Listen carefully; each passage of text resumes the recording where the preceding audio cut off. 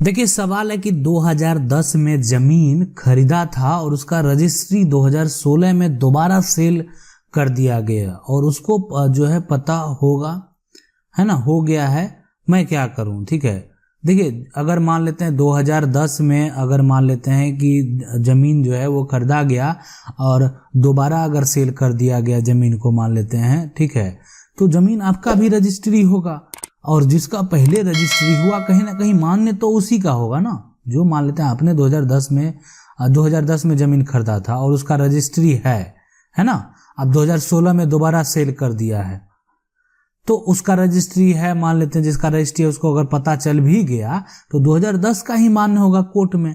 हाँ, गलती ये है कि रजिस्ट्री दोबारा होने का कारण क्या था कि इन्होंने अपने रजिस्ट्री का दाखिल खारिज नहीं कराया। आज भी बहुत लोग नहीं करा रहे हैं, बहुत ऐसे लोग हैं जो इसको नहीं समझते हैं कि ये सब ऐसे ही है, प्रक्रिया होता है। जमीन तो रजिस्ट्री करा लिए ना तो जमीन का मालिक हम बन गए, लेकिन ऐसा होता नहीं है। जमीन का जब तक आप दाखिल खारिज नहीं कराएंगे तो सरकार के सामने आप मालिक है नहीं, और सरकार के सामने आप मालिक नहीं है तो फिर कौन किसके यहाँ बेच देगा इसकी कोई गारंटी है नहीं, है ना। फिर दोबारा जो आपका मालिक है वही हो सकता है या वो उसके वंशज हो सकते हैं किसी के यहाँ बेच दे जमीन को। तो इसीलिए लेकिन आप अभी फिलहाल जो है इस मामले को लेकर क्या कर सकते हैं, तो इस मामले को लेकर आप इस एसडीएम कोर्ट में जो है इस सारे विवाद को उठाइए। डीसीएलआर कोर्ट में भी जा सकते हैं इस विवाद को लेकर, तो दोनों जगह में जहां पे आप है डीसीएलआर में पहले जाइए, जाके मामला को उठा सकते हैं और उस पे जो है एक्शन यहाँ पे होगा। ऐसा नहीं, लेकिन वैलिड उसी का होगा, ये जो 2010 वाला है उसी का वैलिड होगा यहाँ पे। इस तरह से फर्जी तरीके से अगर कोई किया गया है तो उसको भी जो है यहाँ पे दिक्कत हो सकती है।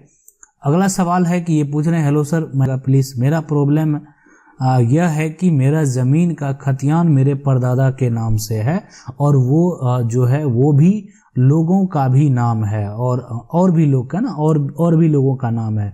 ठीक है, ये लोग सारा ज़मीन बेच दिया है और मेरा दादा का हिस्सा नहीं मिला है। क्या मेरे दादा का हिस्सा मिल सकता है? 100% मिल सकता है, 100% मिल सकता है। खतियान को पहले निकालिए, है ना। खतियान को जो आप जाइए जिला अभिलेखागार से खतियान पुराना खतियान नया दोनों निकालिए। अच्छा, नया में अगर आपका नाम है, ठीक है, तो पुराना का उतना जरूरत आपको नहीं पड़ेगा। उसके बाद नया में ये चीज जो है आपको एलिगेशन जो आप आरोप लगाएंगे वो ये लगाएंगे कि जितना भी नाम है तो उसमें से दूसरा सब जो है वही सारा सब जमीन बेच दिया, दादा वाला तो हिस्सा मिला ही नहीं, है ना। तो वो जो है वो बिल्कुल वापस मिलेगा, उसमें देर नहीं कीजिए और इसके लिए आप सिविल कोर्ट जाइए। वो जो है वो बिल्कुल वापस मिलेगा, उसमें देर नहीं कीजिए और इसके लिए आप सिविल कोर्ट जाइए और एक वकील से मिलिए और सारा बात वहाँ पे यहाँ पे डिस्कस कीजिए और उसमें जो है केस फाइल करना पड़ेगा आपको। तो ये प्रक्रिया करना पड़ेगा। देखिए ये कोई बड़ा चीज़ नहीं होता है केस फाइल करना, ये बिल्कुल ये आपका एक वैसा जगह है जैसे आप बीमार होते हैं डॉक्टर के पास जाते हैं, उसी तरीके से जब आपका संपत्ति हो गया, आपके पास परेशानी हो गया एक डिफरेंट तरीके से और उस रूप में अगर आप बीमार होते हैं तो उसके लिए न्यायालय है और वहां पे न्याय मिलता है। ठीक है, अगर आप सही हैं, आप हर चीज से सही हैं तो आपको जरूर न्याय मिलेगा।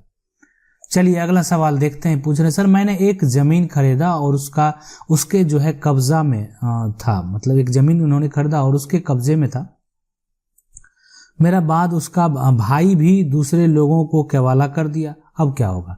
बिल्कुल, अब देखिए यहाँ पे सबसे पहले जो है जमीन तो है बिल्कुल, अगर आप खरीदे जो है, देखिए उस प्लॉट को दोनों भाई को, अगर 2 भाई था या 3 भाई है तो सबको बराबर, या तो बंटवारा नहीं हुआ, जमीन वैसे बेचा जा रहा है, लेकिन अगर वैसे बेचा रहा है सबको बराबर बेचने का हक वहां पे था।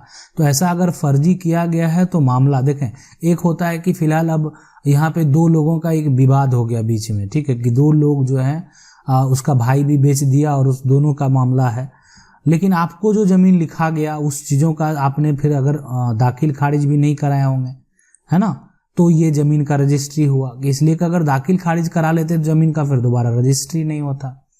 तो समझना यहाँ पे क्या है, फिलहाल आप देखिए आपके पास ऑप्शन है कि आप एसडीएम कोर्ट में इसका प्रक्रिया चला सकते हैं, ठीक है, लेकिन ज्यादा बेस्ट रहेगा सिविल कोर्ट ही, ये ज्यादा सही रहेगा आपके लिए। ठीक है, इसलिए अब हो सकता है कि दूसरा कब्जा भी किया होगा, तो अगर कब्जा भी उसी के पास है तो सिविल में मामला को ले जाइए, जरूर आपको न्याय मिलेगा। ये पूछ रहे घर का जो है वो टैक्स जो है पिता के नाम पे है और उसे अपने नाम पर कैसे करें, इसलिए कोई जो है चालान लगता है क्या। देखिए घर के पिता के नाम पे हैं, अगर मान लेते हैं पिता जीवित हैं, ठीक है, तब अपना एक पेपर तैयार कर लेंगे और सारा डॉक्यूमेंट जो भी है उससे रिलेटेड आप उसको पेपर को अटैच करेंगे और फिर सीओ के मिलेगा आपको, और उसके बाद आप अपने नाम से जो है लगान शुल्क आपका जो है ट्रांसफर हो जाएगा, नाम ट्रांसफर हो जाएगा। तो एक प्रक्रिया होता है। दूसरा कि पिता अगर जीवित नहीं है और आप अकेले भाई हैं तो भी यही प्रक्रिया करना पड़ेगा, लेकिन पिता का मृत्यु प्रमाण पत्र भी आपको लगेगा।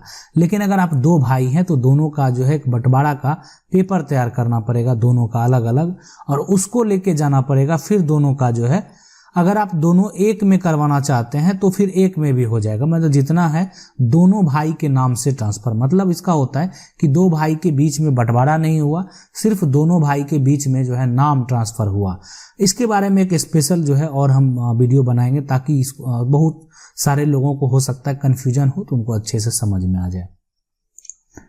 अगला सवाल है, ये पूछ रहे हैं कि मेरा जो है 1989 का केवाला है जो कि अभी तक मोटेशन नहीं हुआ है, वो कैसे होगा, होगा कि नहीं? बिल्कुल होगा। क्यों नहीं होगा? आपका अगर 1989 का ही अगर मोटेशन क्यों नहीं होगा, लेकिन अगर अभी तक आप नहीं करवाए हैं तो देखिए 1989 में हो सकता है कि आपका नया वाला भी चढ़ा होगा, खेसरा नया वाला आपका जरूर चढ़ा होगा या नहीं भी चढ़ा होगा। नया वाला अगर नहीं चढ़ा है तो थोड़ा दिक्कत हो सकता है, लेकिन नया वाला अगर चढ़ गया तो फिलहाल आप उसको ऑनलाइन कर सकते हैं। नया वाला अगर उसमें आपका सर्वे वाला अगर सब कुछ चढ़ाया हुआ है तो ऑनलाइन करेंगे और सारा प्रक्रिया जो है आपका टाइम आएगा, देखते रहेंगे, स्टेटस को चेक करते रहेंगे।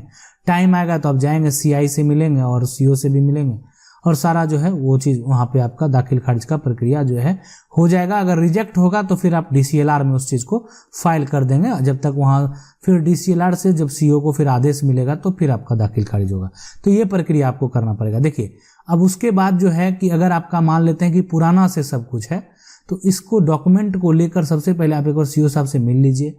उसके अलावा है ना, फिर भी आप ऑनलाइन जरूर कीजिए। ऑनलाइन जो है उसमें नया अगर खेसरा बना है तो बिल्कुल सारा नया वाला उसमें नंबर जो है चढ़ा के डालिए, और ये डॉक्यूमेंट चढ़ाने के बाद एक आवेदन के साथ जो है अंचल अधिकारी को आप जाके दे दीजिए, ठीक है, कर्मचारी को आप जाके दे दीजिए पूरा ये आवेदन के साथ, ऐसे ऐसे आपके साथ समस्या है, बिल्कुल आपका मोटेशन होगा।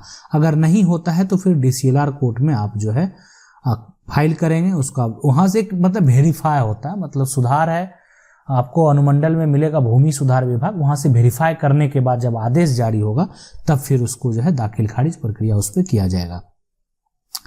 ये पूछ रहे हैं कि सर मेरा केवाला पर जो है 2 खेसरा चढ़ा हुआ है, पर एक खेसरा मान लेते हैं 100 होगा, 101 होगा, 2 खेसरा इन पे है, समझने वाली बात है।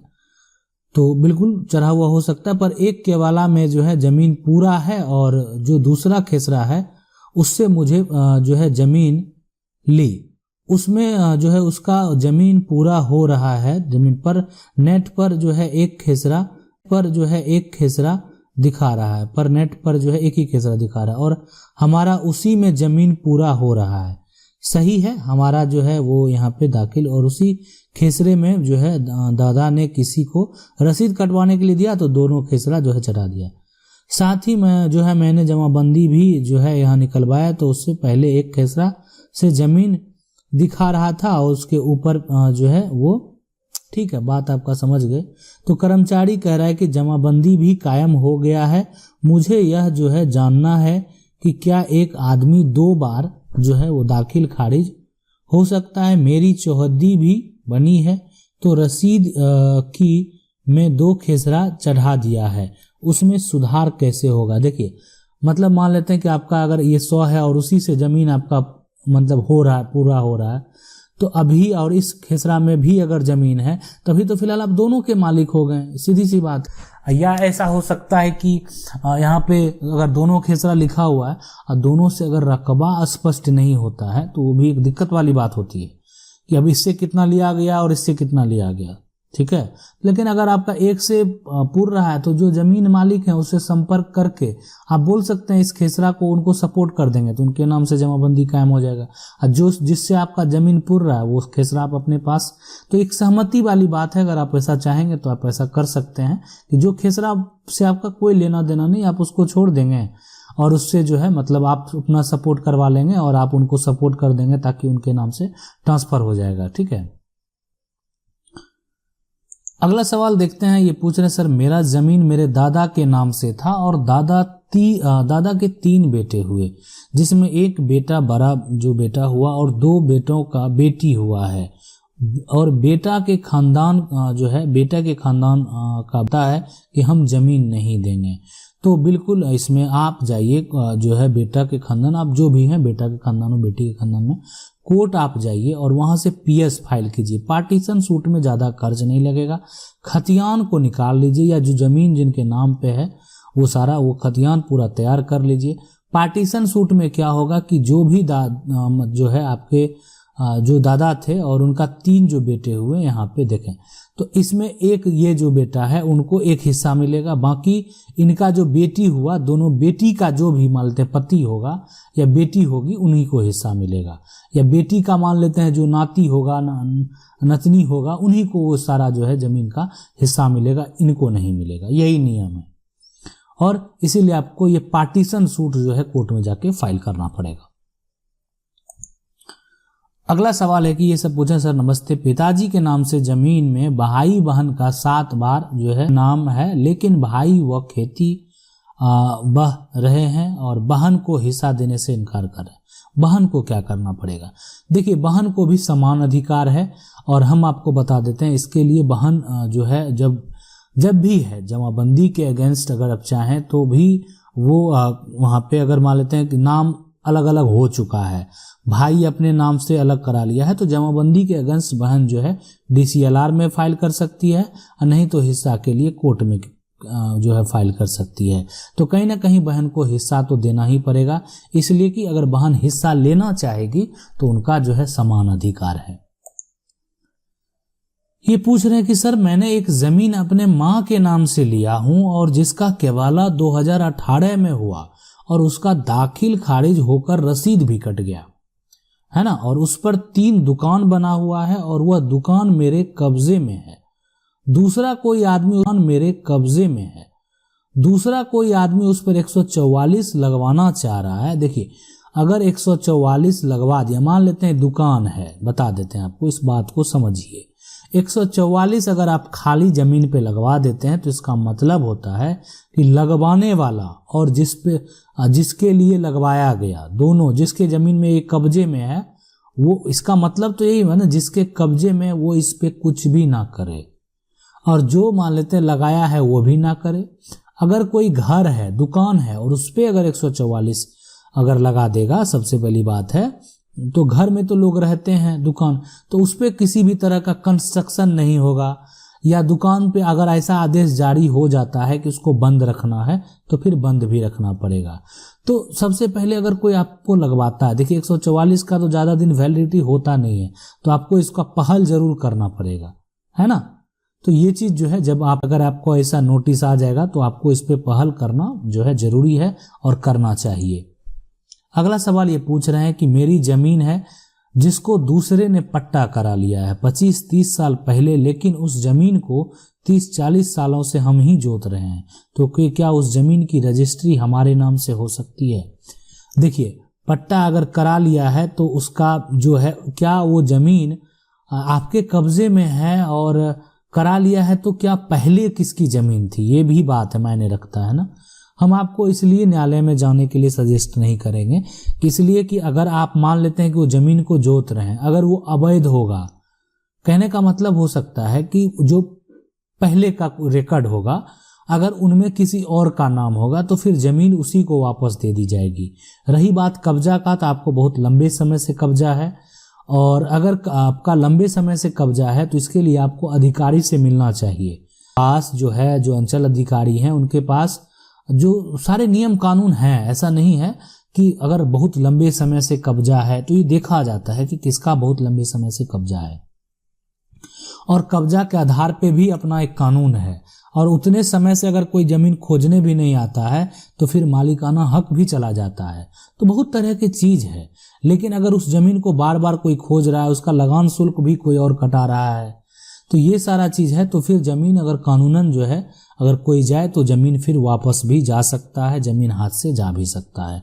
अगर आप लोगों का भी ऐसा कुछ क्वेश्चन है तो आप हमें कमेंट करके ज़रूर पूछिए, हम वीडियो के माध्यम से आपके सवाल का जवाब देने का जो है प्रयास करेंगे। वीडियो अच्छा लगा तो वीडियो को लाइक जरूर कर दें, चैनल को पहली बार देख रहे हैं सब्सक्राइब करके जो बेल आइकन है उसको जरूर दबा लीजिए। मिलते हैं अगली वीडियो में, तब तक के लिए जय हिंद।